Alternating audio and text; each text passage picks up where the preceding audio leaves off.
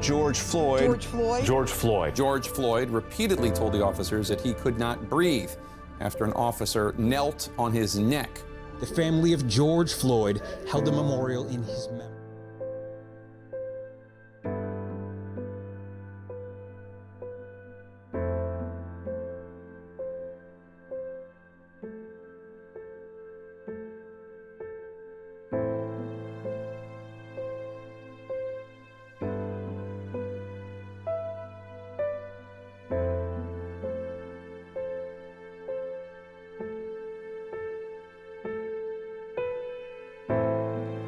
Secara umum, ajaran sosial diartikan sebagai usaha untuk memperoleh gambaran secara lengkap mengenai situasi sosial dengan menggali dan melihat peristiwa dan strukturnya.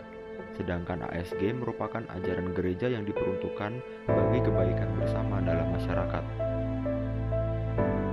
ASG berawal dari keluarnya ensiklik Rerum Novarum pada tanggal 15 Mei 1891 oleh Paus Leo XIII yang berisi tanggapan nyata gereja Katolik terhadap krisis sosial yang ada di dunia.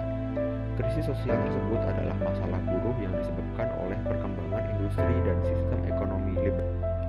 ASG memiliki tujuan mengajak masyarakat untuk lebih terlibat dalam perwujudan keadilan dan perdamaian dunia, serta mendorong masyarakat untuk terlibat secara aktif dalam berbagai aktivitas yang memperbaiki keadaan masyarakat.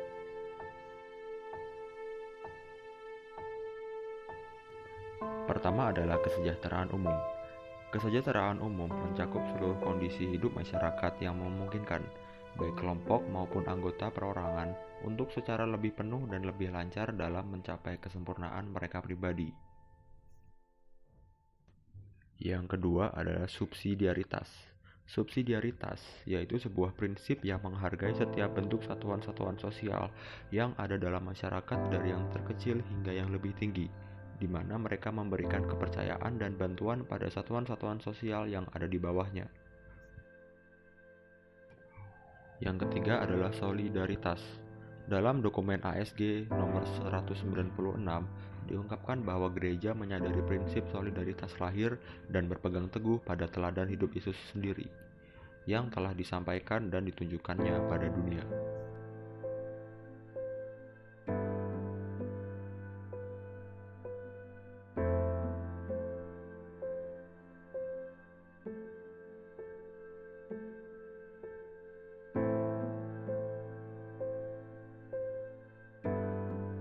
Black Lives Matter atau BLM adalah sebuah gerakan aktivis mancanegara yang dimulai dari komunitas Afrika Amerika yang aktif dalam menentang kekerasan maupun rasisme sistemik terhadap orang kulit hitam.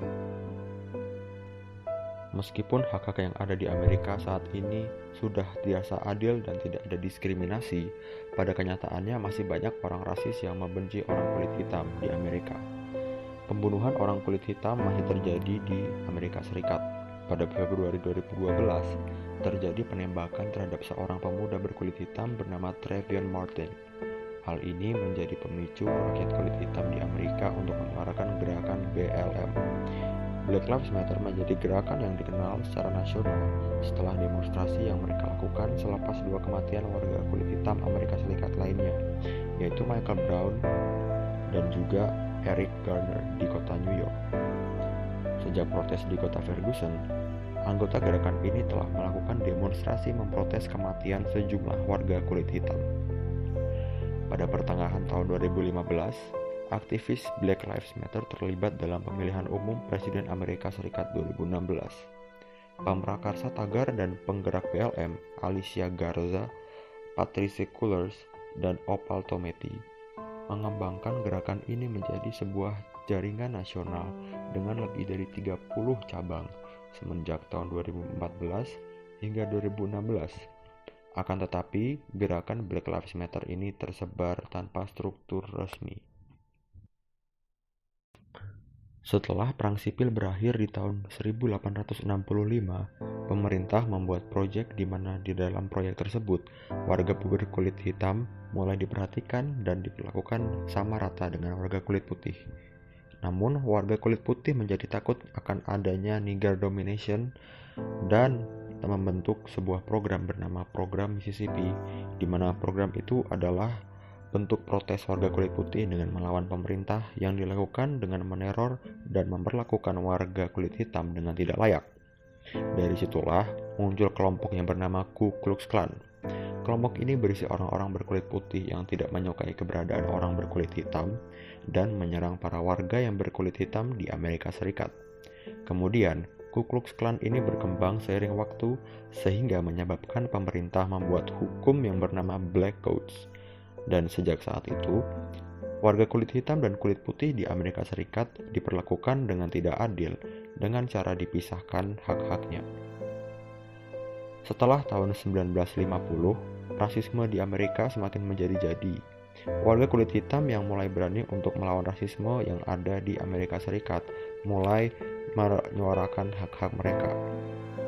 Banyak tokoh yang menjadi ikonik perjuangan para orang kulit hitam yang tertindas, seperti Rosa Parks yang berani untuk tidak memberikan kursinya untuk orang kulit putih, Martin Luther King Jr., serta Malcolm X yang turut serta memperjuangkan hak-hak orang kulit hitam. Mengenai dampak gerakan Black Lives Matter, tentu saja gerakan multinasional seperti ini banyak memberi dampak perubahan di berbagai bidang. Di Amerika Serikat sendiri, ada beberapa bidang yang sangat terpengaruh. Berikut beberapa dampak yang dibawa oleh gerakan Black Lives Matter. Yang pertama adalah keterlibatan masyarakat kulit hitam pada dunia politik. Munculnya gerakan ini membuat masyarakat berkulit hitam berani untuk melawan ketidakadilan dalam dunia politik. Beberapa dari mereka pun memilih untuk terjun langsung ke dalam dunia politik. Contoh paling nyata adalah ketika Barack Obama terpilih menjadi Presiden Amerika Serikat yang ke-44. Dampak selanjutnya adalah reformasi tatanan pada kepolisian. Dari gerakan ini, beberapa negara di Amerika Serikat mulai mengalokasikan dana yang diperuntukkan bagi kepolisian ke bidang lain. Hal ini dilakukan untuk menindaklanjuti tuntutan dari masyarakat yang merasa bahwa kepolisian terlalu diberi banyak kekuatan dan kenyamanan yang imbasnya adalah perlakuan yang... Dampak selanjutnya adalah menurunnya kasus rasisme dan meningkatnya rasa toleransi. Dari gerakan ini, masyarakat menjadi sadar betapa pentingnya untuk bertoleransi. Hal ini dapat dibuktikan dengan baca tagar pada media sosial yang membahas mengenai Black Lives Matter. Munculnya rasa toleransi dari gerakan ini membuat kelompok kulit hitam merasa lebih berani untuk mengekspresikan emosi mereka. Dampak terakhir adalah dirobohkannya patung Edward Colston dan Theodore Roosevelt. Edward Colston merupakan salah satu tokoh dari Inggris yang memperlakukan para kulit hitam secara tidak adil dan menganggap mereka sebagai budak. Ia juga mengeksploitasi mereka. Hal inilah yang membuat para demonstran memutuskan untuk merobohkan patung itu dan membuangnya ke Bristol Harbor, Inggris.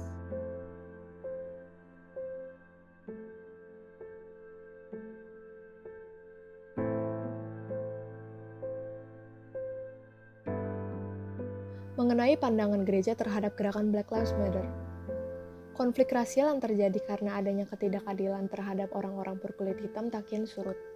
Gerakan Black Lives Matter yang telah tercipta bertahun-tahun lamanya juga belum mendapatkan perhatian yang cukup dari masyarakat luas, setidaknya sampai 25 Mei 2020 lalu. Kepulangan George Floyd, korban lain dari rasisme di Amerika, menyulut api pergerakan Black Lives Matter kembali dengan dukungan masyarakat dari seluruh dunia. Tak hanya George Floyd, nama-nama lain seperti Breonna Taylor dan Ahmaud Arbery juga kembali muncul ke permukaan untuk menuntut keadilan. Gereja sendiri, sebagai bagian dari masyarakat juga tidak tinggal diam. Gereja menunjukkan keprihatinannya atas peristiwa yang menimpa Floyd melalui sebuah misa yang digelar di Cathedral of Christ the Light di Lake Merritt, Oakland. Selain itu, dilansir dari American Magazine, Paus Franciscus juga menuturkan bahwa kita tidak seharusnya mentolerir dan menutup mata terhadap segala bentuk rasisme di sekitar kita. Ia juga menyalurkan simpati terhadap kepulangan George Floyd. Rasisme sebagai penyakit sosial yang tak kian sembuh ditentang keras oleh gereja. Hal ini terbukti dalam dokumen-dokumen ensiklik gereja seperti Justitia in Mundo, Fratelli Tutti, dan Octogesima Advenists. Berikut yang dapat dikutip dari Justitia in Mundo. Kita telah melihat serangkaian ketidakadilan di dunia, yang merupakan inti dari masalah yang timbul saat ini, dan membutuhkan pelaksanaan tugas dan fungsi yang maksimal dalam setiap sektor sosial, dan bahkan menuju level masyarakat global sebagai solusinya, yang dimana sedang kita percepat prosesnya pada kuarter terakhir di abad ke-20 ini. Oleh karena itu, kita harus bersiap untuk mengambil tindakan dalam fungsi dan kewajiban baru dalam setiap sektor dari aktivitas manusia, terkhusus di dalam sektor masyarakat dunia, apabila keadilan benar-benar harus diterapkan. Tindakan kita akan ditujukan kepada semua orang dan bangsa yang sedang menghadapi berbagai bentuk penindasan dan tidak mampu melakukan perlawanan ataupun bersuara.